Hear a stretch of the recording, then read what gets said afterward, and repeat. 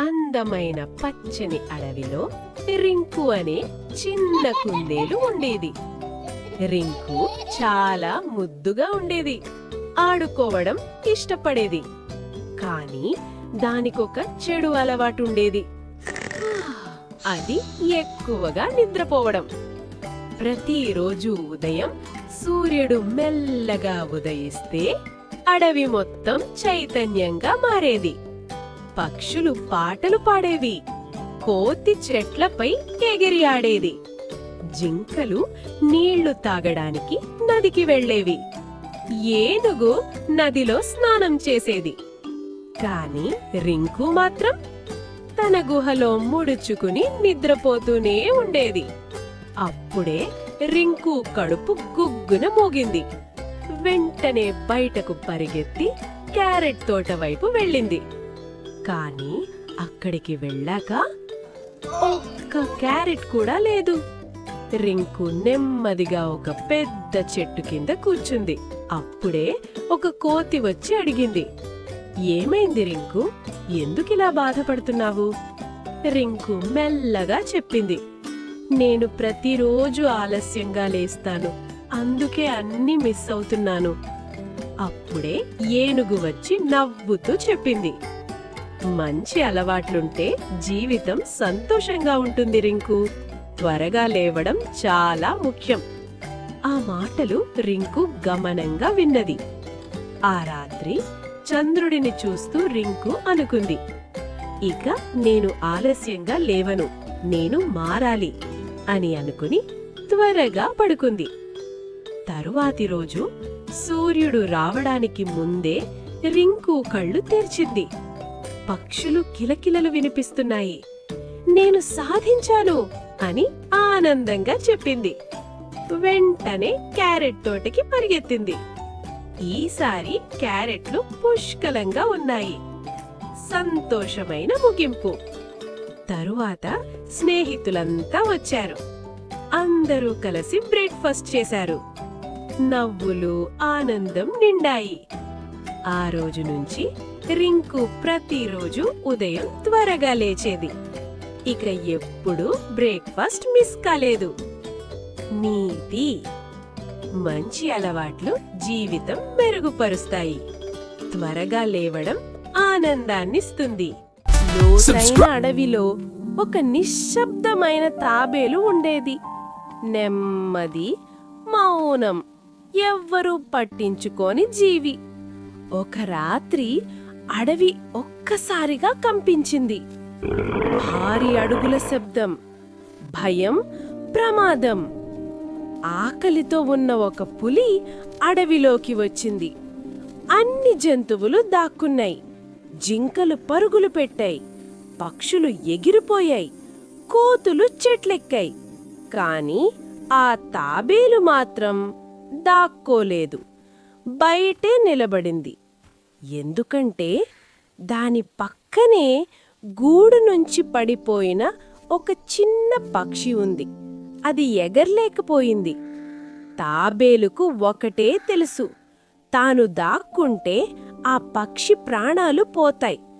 అందుకే నిశ్చలంగా నిలబడి తన గట్టి పొరను తెరిచి ఆ పక్షిని లోపల సురక్షితంగా దాచుకుంది. పులి దగ్గరికి వచ్చింది. వాసన చూసింది. గర్జించింది. అప్పుడే థమ్!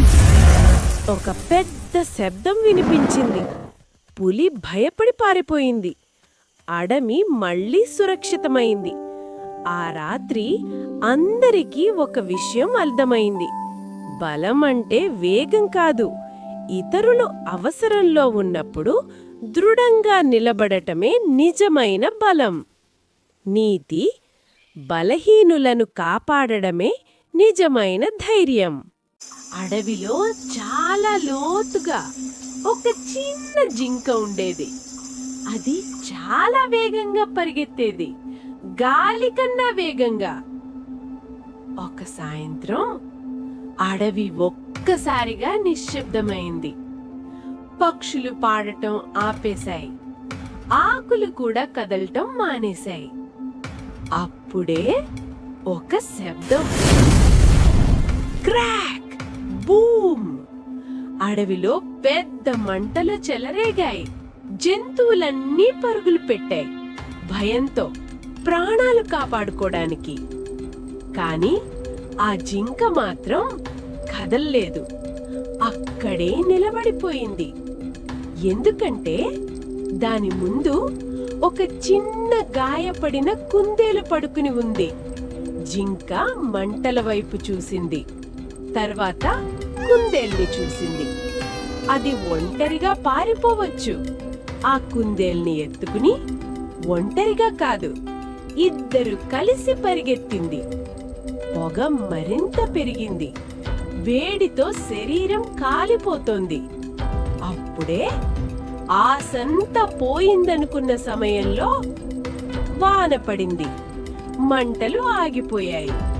అడవి కాపాడబడింది. ఆ రోజు అందరికీ అర్థమైంది, వేగంగా పరిగెత్తడమే ధైర్యం కాదు, దయని వదలకుండా ఉండడమే నిజమైన ధైర్యం. నీతి: నిజమైన ధైర్యం ఇతరులను కాపాడటంలోనే ఉంటుంది. ఒక అడవితో చుట్టుముట్టిన ప్రశాంతమైన గ్రామంలో రోసి అనే మంచి మనసున్న అమ్మాయి నివసించేది. ఆమెకు పుస్తకాలు చదవడం చాలా ఇష్టం. రోసి తన తండ్రి ఎడ్విన్తో కలిసి ఉండేది. ఎడ్విన్ ఒక సౌమ్యమైన ఆవిష్కర్త. చిన్న యంత్రాలు తయారు చేస్తూ ఉండేవాడు. ఒకరోజు ఎడ్విన్ తన ఆవిష్కరణను చూపించడానికి మరో గ్రామానికి బయలుదేరాడు. కానీ అడవిలో దారి తప్పిపోయాడు. అతనొక పెద్ద రహస్యమైన కోటను చూసి లోపలికి వెళ్ళాడు. ఆ కోటలో మృదువైన మృగం అనే ఒంటరి జీవి నివసించేది. ఒకప్పుడు అతను గర్విష్టి రాజు. అతని కఠిన మనసుకి శిక్షగా ఒక మాంత్రిక శాపం అతన్ని మృగంగా మార్చింది. నిజమైన ప్రేమతోనే ఆ శాపం తొలగిపోవాలి. కోటలోకి ప్రవేశించిన ఎడ్విన్ను మృగం బంధించింది. రోసీకి తన తండ్రికి ప్రమాదం జరిగినట్లు అర్థమైంది. భయపడకుండా రోసీ అడవిలోకి వెళ్లి కోటకు చేరుకుంది. తన తండ్రిని బంధించబడినట్లు చూసి ధైర్యంగా తానే అతని స్థానంలో ఉండటానికి అంగీకరించింది. మృగం ఆమె మాటను ఒప్పుకొని ఎడ్విన్ను విడుదల చేసింది. రోజులు గడిచే కొద్దీ రోసీకి మృగం క్రూరమైనది కాదని, ఒంటరిగా బాధపడుతున్నదని అర్థమైంది. కోటలోని పెద్ద గ్రంథాలయంలో పుస్తకాలు చదువుతూ ఆమె కాలం గడిపింది. మెల్లగా ఇద్దరి మధ్య స్నేహం పెరిగింది. రోసీ మంచితనం మృగం హృదయాన్ని మార్చింది. ఇదే సమయంలో గ్రామంలో గ్రెగర్ అనే గర్విష్టి వ్యక్తి రోసీని పెళ్లి చేసుకోవాలని కోరాడు. ఆమె నిరాకరించడంతో కోపంతో గ్రామస్తులను కూడగట్టి కోటపై దాడికి వెళ్ళాడు.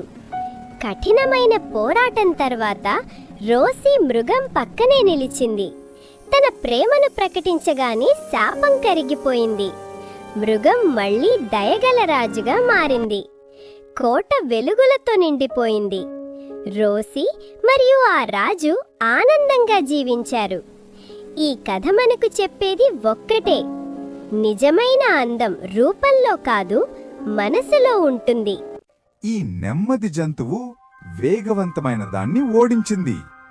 ఒక పచ్చని అడవిలో ఒక వేగవంతమైన కుందేలు మరియు ఒక నెమ్మదైన తాబేలు ఉండేవి.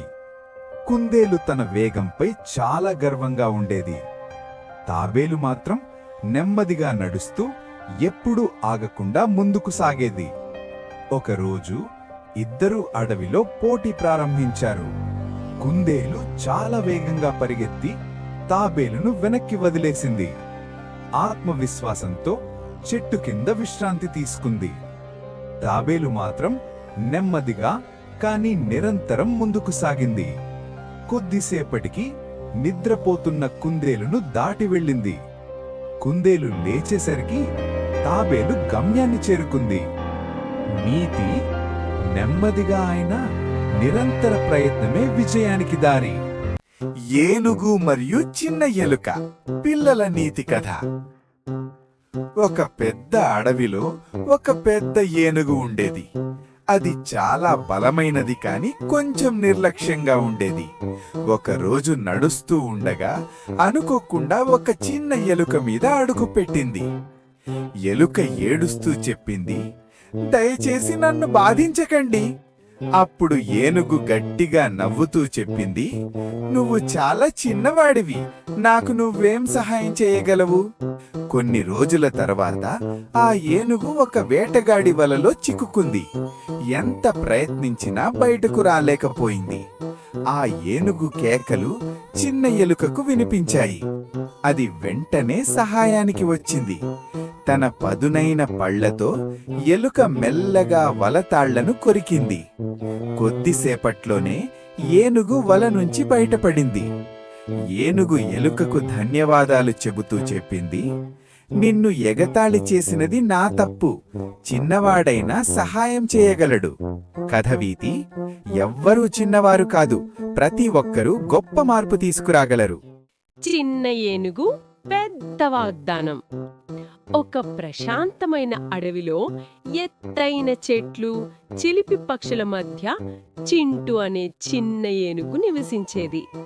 చూసేందుకది చిన్నదే, కాని దాని హృదయం మాత్రం చాలా పెద్దది. ఒకరోజు చింటూ ఒక ముఖ్యమైన వాగ్దానం చేసింది.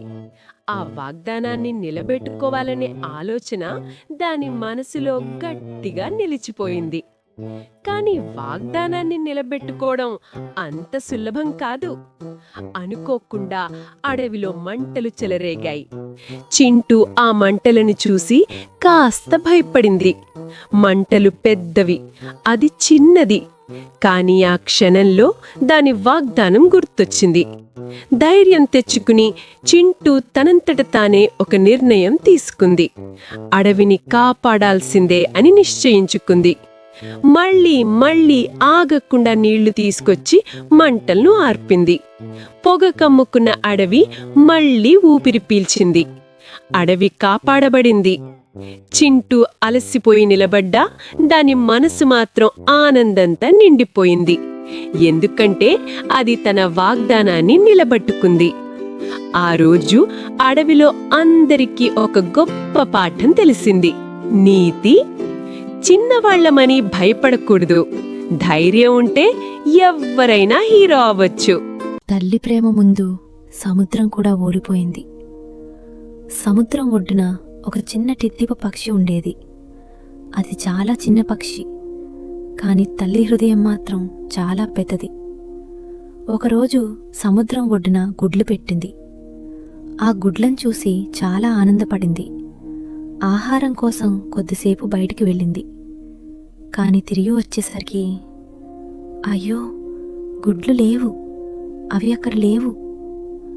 సముద్రం అలలు వచ్చి వాటిని లోపలికి తీసుకుపోయాయి. ఆ పక్షి గుండె పగిలిపోయింది.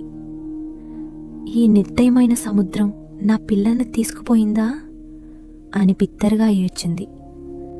అప్పుడు ఆమెకు ఒక ఆలోచన వచ్చింది. ఆలోచించకుండా వెంటనే పని మొదలుపెట్టింది. సముద్రం దగ్గరకు వెళ్ళి తన చిన్న ముక్కుతో ఒక నీటి బొట్టు పీల్చింది.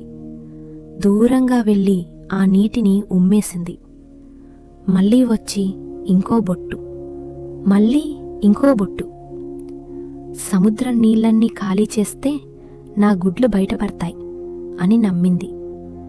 ఇది చూసిన కొన్ని పక్షులు నవ్వాయి. కానీ కొన్ని పక్షులు ఆ తల్లి కష్టాన్ని చూశాయి. వెంటనే సహాయం చేయడానికి వచ్చాయి. అందరూ కలిసి రోజులు తరబడి నీటిని బయటకు తీస్తూ ఉన్నారు. చివరికి ఇది చూసిన సముద్రం కరిగిపోయింది. ఎందుకిలా చేస్తున్నావు అని అడిగింది. టిట్టిప పక్షి తన గుడ్ల కథను చెప్పింది. తల్లి ప్రేమకు పట్టుదలకు సముద్రం కూడా కరిగిపోయింది. లోపలికి వెళ్ళిన గుడ్లను తీసుకువచ్చి ఆ పక్షికిచ్చింది. టిట్టిప పక్షి ఆనందంతో కన్నీళ్లు పెట్టుకుంది. కథ నీతి: పని చిన్నదా పెద్దదా కాదు, మన పట్టుదలే అస్సలు శక్తి. తల్లి ప్రేమకు ఏదీ అడ్డు కాదు.